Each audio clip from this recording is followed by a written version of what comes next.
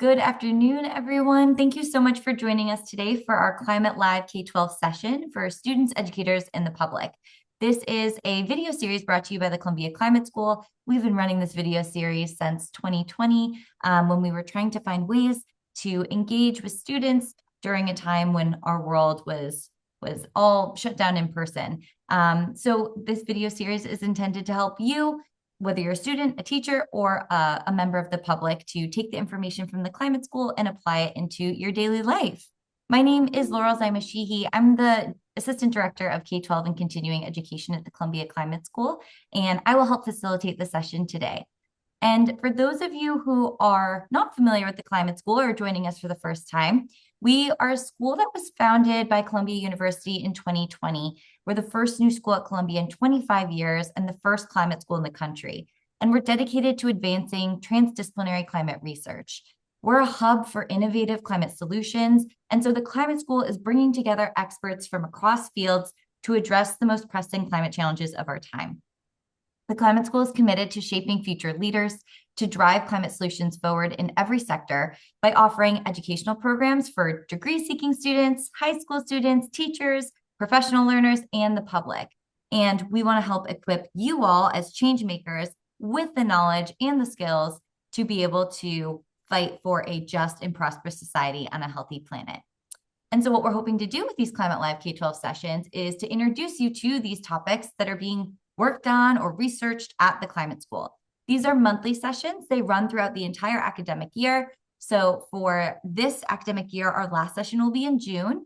And each month we focus on a certain topic that's directed towards a particular age range. If you want any more information about future sessions, I'll put the website link in the chat. And you can also check out our Climate School YouTube page where we have a whole playlist of all Climate Live sessions from 2020 to date. And if you have any questions, you can also email me and I'll put all that information in the chat. But for today's session, Secret Life of a Dress, we are joined by Sally Chu and Dhaya Rajan from Fashion, Energy, and Climate Network. We're going to learn about what happens to a dress before it lands on a store shelf and after it leaves our closet. In this session, we're going to trace the journey of a single garment and reveal the global story behind what we wear, the energy it consumes, the people who make it, the waste it leaves behind. And we're going to learn about how small actions and big ideas can help reimagine fashion's future. So without further ado, I will hand it over to our amazing speakers today. Thank you so much, Laura, for the introduction. We're going to share our screen to show the slides for the presentation.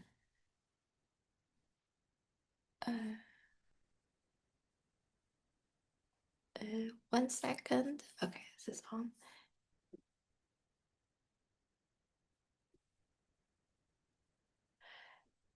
Okay, everyone can see the screen? Okay, great. Hi, everyone. My name is Sally, and this is my co-presenter, Dhaya. We are from the Fashion, Energy, and Climate Network at Columbia University. And today, we're going to tell you a story about the secret life of a dress, what happened to it before and after it get onto a clothing rack. And the journey may actually shock you. Here on the screen is our main character today. It's not a fancy red carpet dress, it's just a normal everyday dress that you may see online or in store. Let's call her Polly because it is made with 100% polyester. So when you see a dress hanging on a clothing rack, it can look like it just appeared there, but actually a lot can happen before and after. We're going to break Polly's journey into 6 different stages: design, raw material sourcing, manufacturing, logistics, retails, and end of life. I will be covering the first 3 and then I will pass it to Daya. So stage one. Stage one is design and development. This is when the dress is just an idea. So the designers think about things like what does the dress look like? Who is it for? What season it is for? And most importantly, what material it will be made from. And those choices can largely affect the dress footprint, meaning emissions, water use, and the waste potential. Even before anyone sews anything together, the designer is already shaping how resource heavy the dress might be. And for those who are interested in learning a little bit more about the fashion design process, this is called a spec sheet. It is an instruction manual that documents the design details of the garment for the manufacturers to follow and produce it at scale. Here you can see all of the details about the dress, the fabric, the color, the zipper, the measurements, and little design details like the type of stitching and the care instructions as well. And now we move on to the second stage, which is raw material production. So as we mentioned earlier, poly is 100% polyester. And here we'll explain to you how polyester all comes from fossil fuel and making this dress basically the same with a plastic bottle. So to make polyester, the first step is to extract crude oil from the earth. And then they will send the crude oil for processing in big industrial facilities. And in these facilities, the crude oil gets separated into different and pure chemicals. And part of these chemicals are being mixed together and melted and molded into small pellets. So these are plastic pellets. They're little beads and they will be later melted again to mold it into different shape for different products. So whatever you made from these pellets, they're no different. They're basically plastic bottles. Okay, so now we have this plastic pellets, and we're gonna turn the pellets into thread. And here is the process. So first, these pellets are being melted, and then they get pushed through something called a spinneret, which is basically a high pressure spaghetti maker. So the melted plastic get pushed out as very super, super thin strands. And then the strands get onto a stretching machine. So they get being stretched even further, like when people making ramen noodles or taffy candy, to make the strands stronger and firmer. And finally, they get twisted and spun together into usable thread. So that's how the threads are being made from the plastic pellet. Okay, now we have the thread. We need to make fabrics with the thread. So there are usually two ways to make threads into fabric, woven and knit. So for poly, is a woven fabric. So the difference is that for woven fabric, the threads are being put together using the very simple up down approach, making it very stiff. It doesn't stretch, but it helps the clothes to keep its shape and drip in a certain way. And then there's also knit. So knit, they create little loops and circles. It's the same thread, but the way it's being arranged make the fabric more stretchable. So for example, t-shirts and sweaters, those are all knit. So yeah, so poly is woven polyester fabric. And at this point, we have gone from fossil fuels to plastic pellets to thread and then woven polyester fabric. But we don't have the dress yet. Now, we come to the third stage, which is manufacture, where we actually turn the fabric into a dress.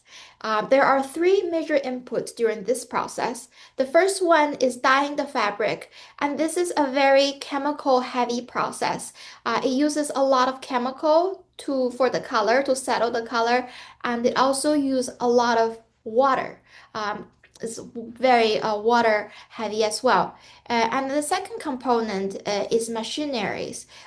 Sewing machines, the machines used for dyeing the fabric. And in order to run this machine, we need a lot of heat and electricity. So that's a lot of energy consumptions here as well. And the third component is assembly. We need people, workers in the factory to cut, to sew, and finish the product, to operate all these machines. So this part requires very, very intensive human labor as well. So, from here we can see, besides how the polyester fabric is essentially coming from fossil fuel, it's plastic. To turn the fabric into something actually wearable also requires a lot of water, energy, and labor at a very large scale.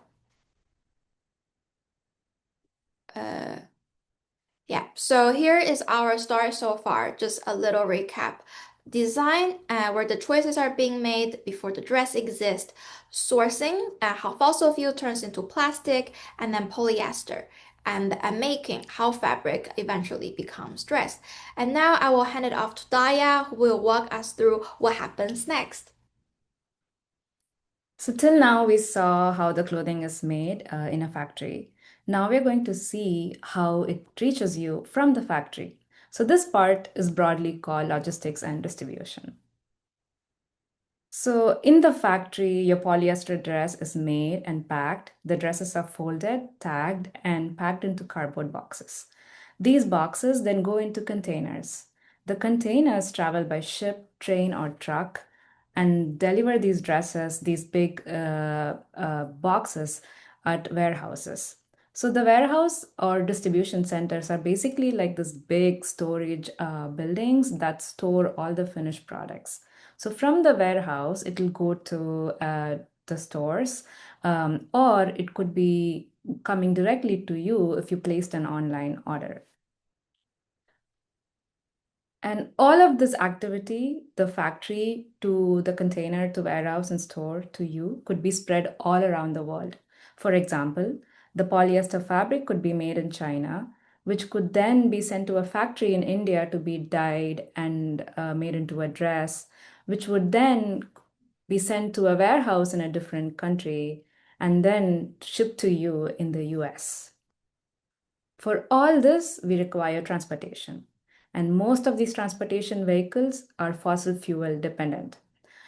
Burning petroleum based fuels like gasoline, diesel, which most of the cars, trucks, and planes use, releases large amount of CO2, methane, etc., which increases greenhouse gas emissions, driving climate change. However, recently, there are logistic partners, brands, and suppliers that are trying to electrify their fleet and be less fossil fuel dependent. This will take some more time because we don't have enough infrastructure to support battery charging. As you can see, this is just transportation and distribution, and there is already a significant environmental impact because trucks, ships, trains use fuel, and the fuel creates carbon emissions. Your polyester dress travels thousands of miles to reach you. Even before you wear it once, the dress already has a carbon footprint. Clothes travel minimum 3 countries before it reaches you. So this is just logistic and distribution. Now, what happens once the dress reaches you? Let's look into that. So we will buy the dress at a physical store, online store, or do online shopping, right? And then once we buy the dress, if we don't like it, we send it back. And most of the time, the dress that are returned are discounted or resold or thrown away. 100 billion garments are produced every year, and 92 million tons are dumped into landfill every year. What happens when you're done with it? Unsold clothes and used clothes are sent to a sorting facility, which looks something like this, where these clothes are sorted into piles based on potential markets they could be sent into, like reselling at a lower price at a used cloth market, or they could be sent to a recycling factory. Bad quality clothes, which is mostly your cheap polyester clothes, will be sent to the landfill or be burnt. So, what happens when we burn these clothes? When we burn these clothes, it releases a lot of toxic gas. Most textiles are made of polyester, which means more toxic fumes.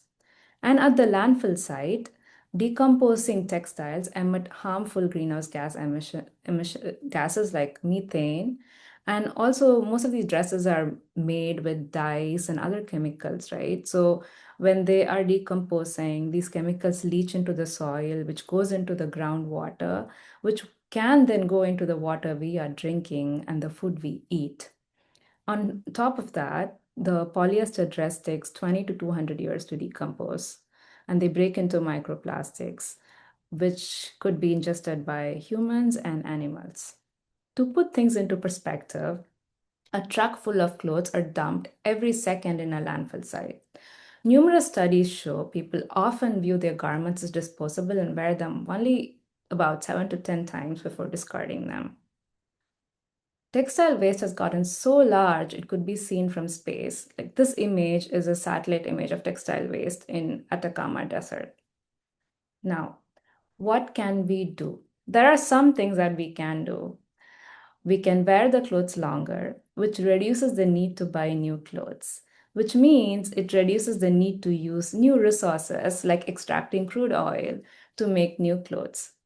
Another option is recycling. Your clothes can be recycled to create new clothes. For example, instead of extracting more oil to make polyester or growing new cotton to make, cotton thread, your used polyester dress can be recycled to be made into a new thread. Making new raw materials from already existing material reduces exploitation of Earth's finite resources.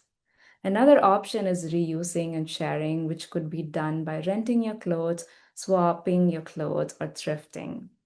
And one of the most easiest thing that can be done is buying only what we really love and need. That way, we buy less, take care of what we have, and enjoy at the same time. We are part of the solution.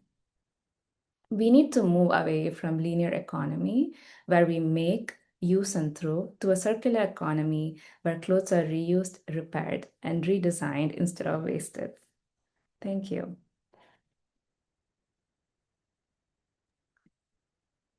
Thank you so much for that amazing presentation. I learned a ton, and I'm also in shock with a lot of the statistics and photos that you shared. I'm sure some of our attendees feel similarly. I want to open it up to questions from the audience. As a reminder, you can use the Q&A, which is at the bottom of your screen. The chat is disabled, but the Q&A will be able to send questions straight to our presenters. Maybe I'll kick it off with a question because I have a whole bunch written down here. So I am just floored by the statistic that 100 billion garments are produced and 92 million tons are dumped. It's so incredibly wasteful. I knew the fast fashion industry was detrimental to the environment, and I guess I didn't realize the scale. So I'm wondering, you mentioned the Atacama Desert. Are all of these landfills in South America? Are they kind of all over the world? How do they get there? Who's creating these piles? Is this what happens when we donate our clothes? Like, I'm just wondering, like, what is this process? I can take this one. Most of the landfills are located in places that, like, most of them are in global south, like Africa, and like India, and they also use these used clothes as a sort of a secondary market where they sell these clothes for cheaper price. They built an entire economy based on this, but at the same time, the working conditions at these places are really, bad, and the health impacts on the people living in that area where these clothes are getting dumped or resold, it's already showing significant effects on their environment and the way they're living. Oh, yeah, I can imagine. So, um, are these coming from, like, let's say, like, I am finished with this sweater, or, I'm no longer interested in wearing it, or whatever the reason may be. I am donating it, and then a company might buy it from the place I donate, and then they might have this resale market. Is that kind of the process?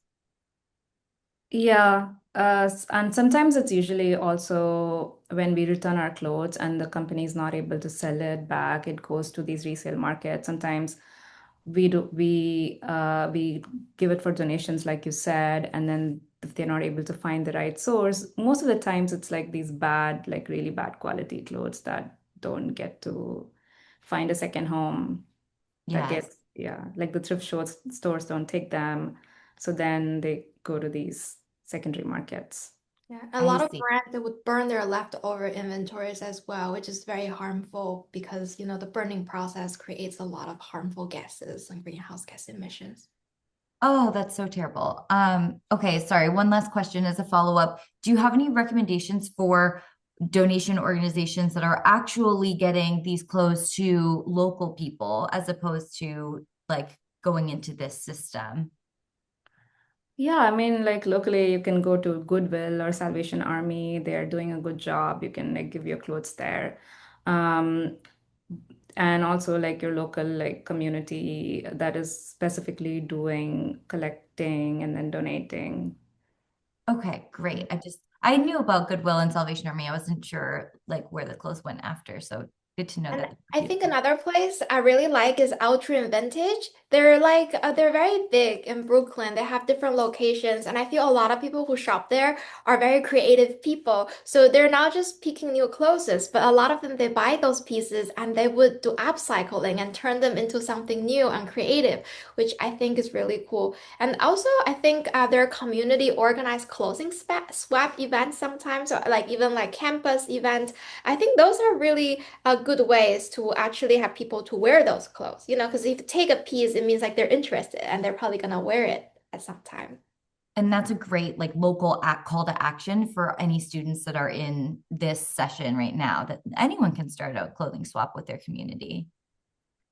Okay, so we have a lot of questions already in the chat. So first one is, oh, how do you find places to recycle clothing? So you named a few already. If someone is not in New York City, should they just start Googling local organizations? What would be the best approach? Yeah, I think the best thing would also be to look at if brands are collecting the clothes back, because some of the brands have a recycling program, like H&M recycles used clothes into new fibers, which they use to make clothes. So that Oh, would be a good place to go to see if any brands are doing the recycling program. And also look at organizations, like you said, in the area that you live in, that are like taking back clothes that could be sent to a recycling facility. awesome. I'm glad to hear that H&M's recycling program is not burning it or, doing it's actually reusing those materials. Okay, great. Oh, okay. So a similar question. Are there websites that you can recommend where we can resell, swap, or reuse clothes? So this is slightly different. I know there are a few apps out there, but would love to hear from you all too. I can share a personal experience. I have been using ThreadUp for a while. ThreadUp is a ThreadUp. I started to use it actually for a little bit, I would say selfish reason because they make the process really easy. I know there's other website like a Depop, I think Poshmark. You can resell your clothes, but then you have to take picture and then you need to put in a lot of product information and then you need to ship it like individually. But in Thread app, how it works, you can request like clean out kit from their website. So basically send you like a super large mailer and then you just put the things that still in good condition, but you don't want to wear them anymore. Like in the bag, I think for per bag you can probably fit like a 10 pounds of clothes, and then you ship it to them, and then they would do the photography and they would do the listing, and they will sell it for you. And then based on my experience, a lot of the products that I send to them are actually getting sold. And then for you, you get a small payout from it. You don't get as much as when you're selling it on the apps. Poshmark, Vinted, all those things. But you get a little bit, payout, and sometimes like you don't need to cash out the money. You can get a gift card from them with like a brand that you want to purchase something from. So yeah, so I've been using ThreadUp. Also, Yeah. I also came across a lot of students in Columbia University that are like that hold these swap events, but then where they bring their clothes and they have a swap party where they swap clothes, which I thought was very, very interesting and fun. And I also on TikToks and Instagram see a lot of like swapping events and parties that students and friends organize among their group and share clothes. That's fantastic. I'm so happy to hear that it's working.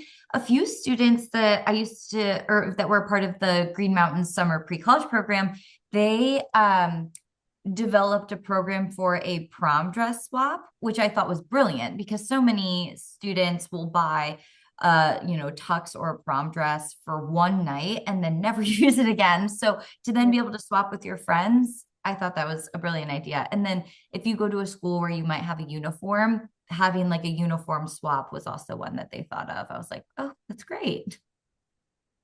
I also have another question for you. So when we're thinking about polyester, what is the purpose and like the history behind the creation of polyester? Was it just because it was cheaper than natural fibers like wool or cotton or hemp, or was there a functional advantage like it does better in outdoor gear? I think for like active wears, a lot of the leggings, they put a little bit stretch into it, so it's more flexible. If you put stretch into it, compared to like I think before they find out these synthetic fibers, people were using like cotton jerseys, silk jerseys for exercising, so it just performs a little bit better, and also I think it dries a little bit better as well if you're doing exercise and you sweat a lot. So there are, I would say, certain valuable functions to it. Okay. I mean, it's so pervasive in the the fashion industry now. I was just wondering, I mean, in a hypothetical world, because I think it's so ubiquitous, it would never just disappear overnight. But like, could someone wear a fully non-plastic wardrobe, or do you think because the functionality when it comes to athletics or outdoor sports, it doesn't really like there's no natural fiber that could compare? I think there are companies exploring using alternative to produce this kind of elastic fibers for like a performance wear. Yeah, there was like I think I don't really know the specific chemistry, but there are companies explore, for example, using corn as a feedstock to create the component of the chemical where they make traditional polyester clothes. Oh, that's great news. Yeah, adding to what Sally said, there is a lot of developments in the polyester area to develop like natural polyesters, but also in terms of like performance wear, wool has good properties that is good for wearing as activewear and could be replaced for polyester, and then bamboo also is really good they have good like moisture wicking properties which could be used. Okay, yes, actually, as you say that, I'm thinking like some of my like ski socks are like smart wool, so and it like keeps you warm while also wicking the sweat. So that makes me happy to hear because if you were joining us before we started this session, we were talking about some of the research I had done in the past, and one of it was on microplastics. And so it's most of our microplastics that are in our world are from clothing. And so I was like, how do we move away from polyester and just this form of this fabric? Okay, we have another question. So plastic is composed of many toxic chemicals. So I assume plastic polyester are shedding on our bodies when we wear it? Question mark. They shed, but I don't think they primarily shed through wearing it. They shed when you're washing them in the washing machine, and then it goes into the soil, and then from the soil it goes into other water sources like rivers and the ocean. So yeah, it is a real problem. The macroplastic from polyester clothes, like leggings, for example. It's very unfortunate because we love leggings. We do. Yes. And so, I mean, anything that's like friction will shed more. And so that what Sally had mentioned is microplastics going in our waterways. Microplastics can also go into our air when we're drying clothes. So that is really tough. I mean, you all can correct me if I'm wrong, but it's quite tough on your clothes, right? Like to make them last longer, some air drying is usually better. Mhm. Um, there was a study done by one of my colleagues that was looking at the filter pipe that was coming out of a dryer. And all of our dryers, they go out into the environment almost directly. Sometimes there's like a little filter on it, sometimes there's not. And so she just collected snow samples because she lived in Vermont, snow samples around that air pipe and did a distance and measurement away. And she just found like millions of plastics that went really far out. I mean, it was much farther than she sampled, but it just shows that like it's just shedding and then pumping out into the air as well. So if we can move away from that, that's definitely best. All right. I don't see any. Oh, okay. Oh, Vicky says, thank you for the informative presentation as an inspiring environmentalist. I want to know how you began your journey advocating for green justice. What a great question to end on.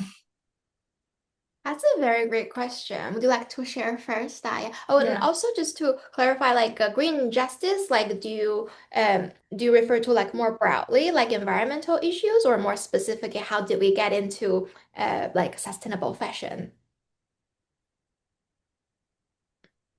It, broadly. Okay. Yeah.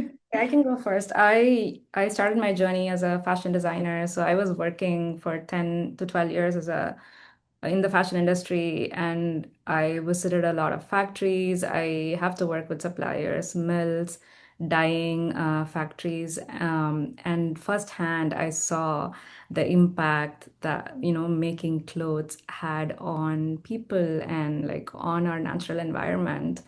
So as I was working, I think after a few years, I wanted to make a change. I wanted to, come back to the fashion industry, but I wanted to like, bring in like processes and methods that would not be environmentally damaging, which led me to pursue my sustainability management grad program at Columbia.